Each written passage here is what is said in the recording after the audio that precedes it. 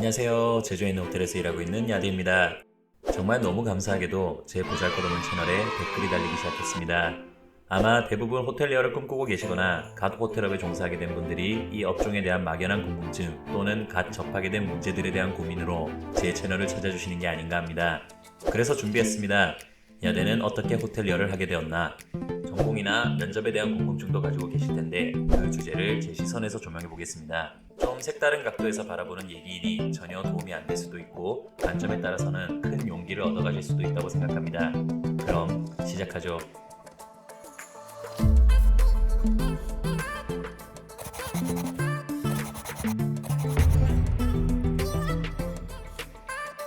제가 호텔에서 일하며 가장 많이 본 전공은 호텔 경영학, 관광 경영학이었고 대체로 그와 비슷한 학과나 스튜어디스를 꿈꾸는 항공 관련 학과들이 주를 이루었습니다. 그래서 많은 분들이 이 업종으로 진출하기 위해 비슷한 전공을 준비하는 걸로 알고 있습니다. 자, 이 부분에 대해 제 견해를 얘기해보고 싶은데 이걸 자세히 풀어나가려면 제 개인사를 먼저 설명해드리지 않을 수 없습니다. 별 관심도 없는 남정네의 과거사에 당장 뒤로 가기를 누르고 싶겠지만 인내심을 가지고 잠시만 들어주세요. 저는 중학교 1학년을 끝으로 중퇴하고 가정사로 인해 중국으로 유학을 갔습니다. 거기서 대학까지 나왔고 졸업 후 한국으로 돌아와 보름 정도 취업 준비를 한 뒤 제주에 있는 모 글로벌 호텔에 취직하여 28살의 나이로 한국 사회에 첫 발을 들이게 되었습니다. 중국에서 거주한 기간은 15년이 넘으며 제 전공은 무려 실용음악과입니다. 글로벌 호텔에서 일하다 보면 정말 다양한 경로와 과거를 가진 직원들이 들어오는데 저는 제 전공이 특이하기로 탑3 안에 든다고 생각합니다. 여러분 주변에 한번 찾아보세요. 실용음악과 호텔리어가 있는지. 그 말도 안 되는 확률의 호텔리어가 바로 접니다. 입사하기 위해 총 3번의 면접을 보았고 순서는 컨시어지 지배인, 프론트 지배인, 부총 지배인 순이었습니다. 그 3지배인 전부 다 제 이력서와 자소서를 보며 첫 질문이 이거였습니다. 아니, 호텔과 관련된 전공이 단 한 개도 없어요. 대체 여길 왜 지원하신 거예요? 이건 입사하기 전부터 이슈가 되었고 그 이후로 들어오는 온갖 호텔 경영, 관광 경영 등의 정성 루트를 밟아온 후배들도 황당하게 만든 이력이었습니다. 이런 경력을 가진 제가 전공에 대해 고민하고 계신 분들에게 무슨 말을 할지 대충 짐작이 되시지요? 이건 제 개인적인 견해입니다만 당신의 미래를 개척해 나가는데 전공은 그다지 중요하지 않습니다. 제 아버지는 경영학을 나왔지만 보험 쪽에서 일을 했고 그 직장에서만 20년을 넘게 일해 한 지역의 지부장까지 올라간 사람입니다. 주변 잘 둘러보시면 어르신들 중에 본인의 전공과 별 관련 없는 업종하고 계신 분들 심심치 않게 볼 수 있습니다. 그렇기에 저는 단언할 수 있습니다. 전공은 본인이 가고자 하는 업종의 지름길이 될 수는 있겠지만 성공의 보증수표가 아니며 전혀 다른 전공으로 시작한 사람이 그만의 인생 경험과 시각을 통해 다른 업종에 접목해 빛을 발할 수도 있습니다. 저번 영상에서 얘기했지요. 저는 적성보다 적응이 중요하다고 생각하는 사람입니다. 저는 15년을 중국에서 살았기에 중국어라는 저만의 무기가 있었습니다. 반대로 학창시절에 영어 공부를 게을리했기 때문에 제가 입사하던 당시 do, does, have, has도 구분 못할 정도로 영어에 무지했습니다. 손님이 와이파이 연결하는 방법 질문하는 거나 로비에 화장실 어디 있냐도 못 알아들어서 선배들한테 도움을 청했던 시절이 있었습니다. 자, 그러니 여러분 자신감을 가지세요. 저처럼 영어 못하는 사람도 호텔리어가 될 수 있습니다. 현재는 영어로 손님이 말을 걸어도 전혀 쫄지 않고 컨택하는데 이 부분은 지금 중요한 게 아니니 야대가 어떻게 영어가 늘었나는 다른 영상에서 다루기로 하지요. 제가 호텔을 선택하게 된 이유는 딱히 큰 이유가 없습니다. 저는 실용음악을 나왔지만 대한민국의 넘치는 인재들 사이에서 제가 가진 재능이 보잘것없음을 금방 알아버렸습니다.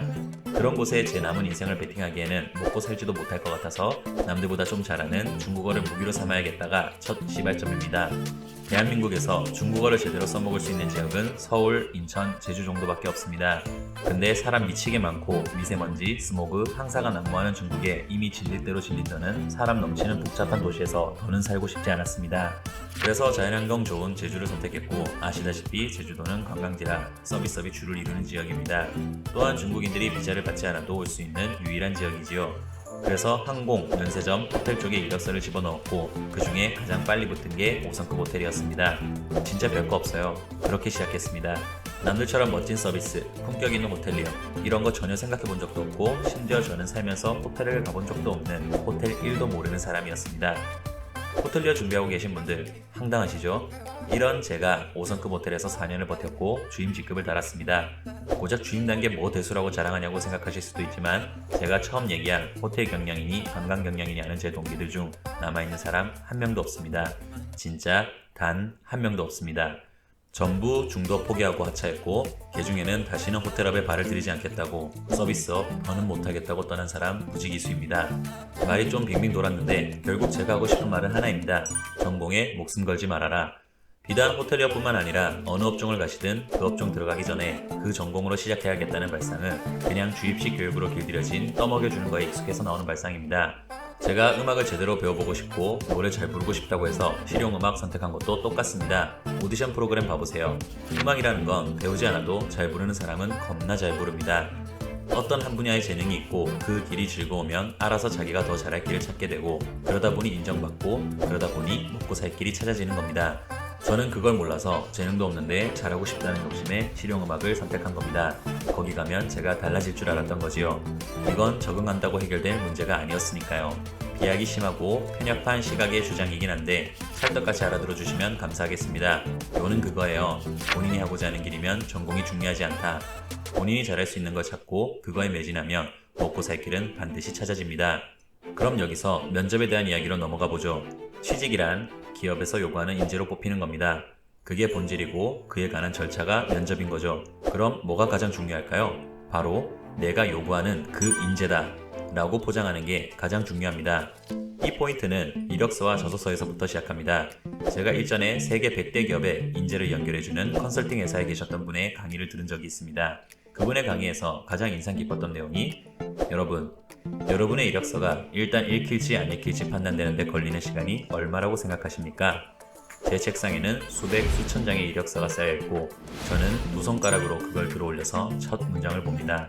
참으로 애석하게도 여러분의 이력서를 그래도 읽거나 보자고 판단하는 데까지 드는 시간은 3초도 안 걸립니다. 저는 3초 안에 두 손가락으로 들어올린 이력서를 판단하고 필요 없는 이력서는 바닥으로 버립니다. 충격적이죠?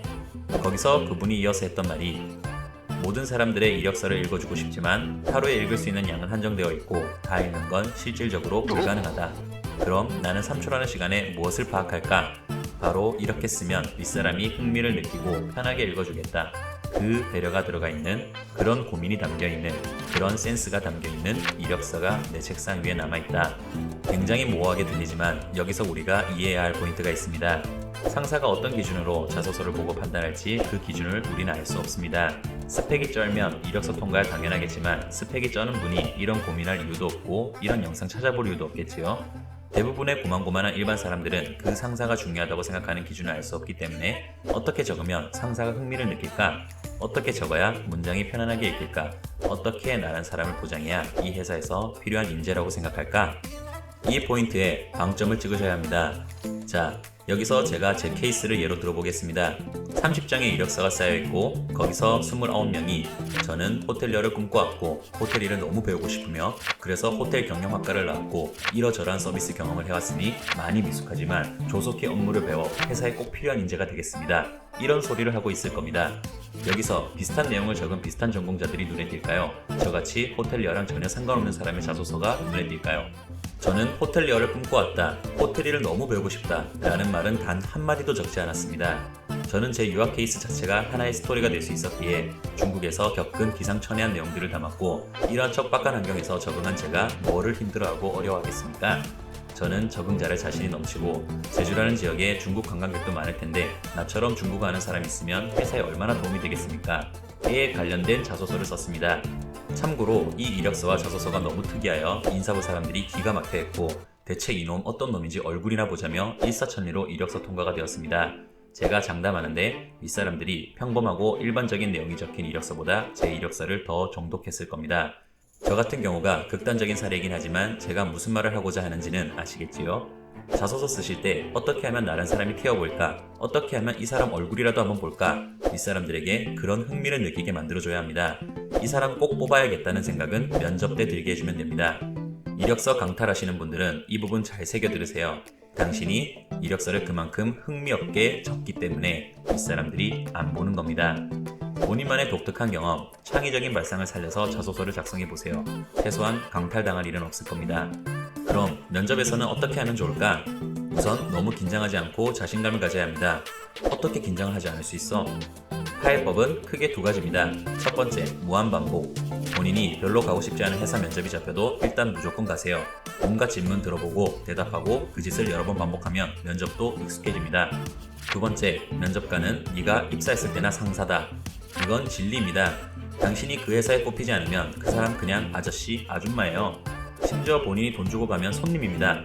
당신이 컴플레인하면 그 사람들이 당신한테 쩔쩔매지 당신이 쩔쩔맬 이유가 없습니다. 바깥에서 얼마든지 우위 구축을 할 수 있는데 왜 면접실 안에만 들어가면 당신이 작아져야 하나요? 결국 동등한 사람이고 차분하고 당당하게 자신을 어필하면 됩니다. 전 정말 담담하게 제가 가진 능력이 회사에 왜 필요한지를 설명했고 영어로 질문한다고 할 때 죄송하지만 제가 영어는 못한다고 말씀드렸습니다. 구청 지배인이 황당해할 때 그냥 제가 가진 생각을 진솔하게 전달했습니다. 제가 호텔 쪽 일은 잘 모르지만 영어를 잘하는 사람은 많아도 중국어를 잘하는 사람이 많지는 않을 겁니다. 제가 부족한 부분은 얼마든지 다른 선배나 직원들이 대체할 수 있을 것이고 그 사람들이 필요할 때 저를 대체할 사람이 없는 순간은 분명 있을 거라고. 일하면서 영어가 늘면 결국 영어 잘하고 중국어 못하는 사람보다 중국어 잘하고 영어도 좀 하는 사람이 더 능력 있는 거 아니냐고. 네, 결론이 어떨 것 같나요? 여러분이 예상하셨다시피 구청 지배인은 저를 안 뽑으려 했습니다. 영어 못한다고요. 저는 이 부분에서 운이 좋았습니다. 제가 취직하게 된 시기가 중국어 할 줄 아는 직원이 전부 그만둬서 당장 중국어 잘하는 직원이 필요했거든요. 제가 뽑힌 데는 앞에 두 면접관 덕택이 더 컸습니다. 제 중국어 실력을 평가하기 위한 면접관이었던 홍콩 지배인이 인사부에 진짜 역대급으로 중국어 잘하는 애가 나타났다고 호평했고 컨셔지 지배인이 위에 제가 부총 지배인한테 말한 것과 같은 이유로 저를 뽑겠다고 했습니다. 나이도 28살이니 애가 생각이 없지는 않을 것이다. 분명 나름대로 각오를 하고 오는 걸 거라고. 그래서 부총 지배인과 컨셔지 지배인은 내기를 하게 됩니다. 제가 일주일 안에 그만둘 것이라고. 여러분도 아시다시피 저는 4년을 일했고 그 내기를 이기게 해줬다고 컨셔지 지배인님이 일주일 만에 저한테 밥 한 끼 사주셨습니다. 웃긴 상황이죠? 저는 당당히 제 능력으로 뽑혔다고 자랑하는 게 아닙니다. 진솔하고 담담하게 저를 포장했고 운도 따라주어 뽑힌 거지요.